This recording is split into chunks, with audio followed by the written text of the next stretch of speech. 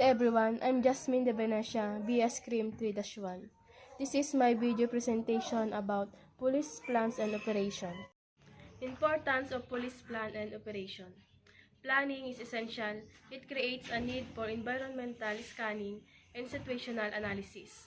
It teaches good commanders how to forecast and prioritize tasks. The global environment in which the government, in general, and the police, in particular, find themselves puts the police commander's decision-making skills to the test. This is particularly true at the cutting-edge of level. Police operational planning. The act of determining policies and guidelines for police activities and operation and providing controls and safeguard for such activities and operation in the department involves the strategies or tactics, procedure, policies, or guidelines. Operational planning. The use of rational design or pattern for all departmental undertaking rather than relying on chance in an operational environment. The preparation and development of procedure and techniques and accomplishing each of the primary tasks and function of an organization. Police planning. An attempt by police administrator in trying to allocate anticipated resources to meet anticipated service demands.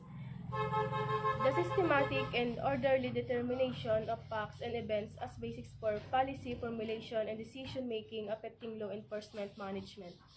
Planning. The determination in advance of how the objectives of the organization will be attained involves determination of a course of action to take in performing a particular function or activity. The process of developing method of procedure or an arrangement of parts intended to facilitate the accomplishment of the definite objective. The process of deciding in advance what is to be done and how it is to be done. Plan. An organized schedule or sequence by methodical activities intended to attain a goal or objectives for accomplishment of mission or assignment. The method or way of doing something in order to attain the objectives and provides answer to the 5 W's and 1 hour. Strategy. A broad design or method or a plan to attain state or goal or objective. Tactics are a specific design method or course of action to attain a particular objective and consonant with strategy. Procedures are a sequence of activities to reach a point to attain what is desired. Policy, a course of action which could be a program of action adopted by an individual, group, organization, or government, or the set of principles on which they are based. Case operational plan. A definite target, specific activity conducted in relation to an intelligence project under which is affected. Several case operation may fall under one intelligence project. Refers to a preparatory plan on how to carry out a case operation which is the last resort to pursue intelligence objectives when a normal police operational fail. Command post holding area, an area where case conference, briefing, and debriefing are being conducted by the responding agencies. Dragnet operation. It is police operation purposely to set up the probable exit points of fleeing suspect from the crime scene to prevent their escape. Management or administrative function. Planning, organizing, leading, controlling. Management or administrative function.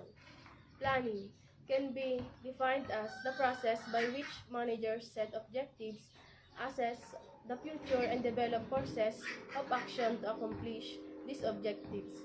All managers are involved in planning activities. Organizing is the process of obtaining and arranging people, staffing, and physical resources to carry out plans and accomplish organizational objectives. It is continuing process in any organization. Leading is a critical activity in all organizations. It can be defined as the act of motivating or causing people to perform certain tasks intended to achieve specific objectives. It is the art of making things happen. Controlling can be defined as the continual analysis and measurement of actual operation against the established standard developed during the planning process. Guidelines in planning. What? Mission or objective. Why? Reason or philosophy. When? Date or time. Where? Place. How? Strategy or methods. Characteristic a good plan. Number 1. A plan must have a clearly defined objective. Number 2. A plan must be simple, direct, and clear. Number 3. A plan must be flexible. Number 4. A plan must be attainable. Number 5. A plan must provide standard of operation. Number 6. A plan must be economical in terms of resources needed for implementation. 5 types of plan. Number 1, procedural policy plan. Number 2, operational plan. Number 3, tactical plan. Number 4, administrative or management plan. Number 5, extra departmental plan.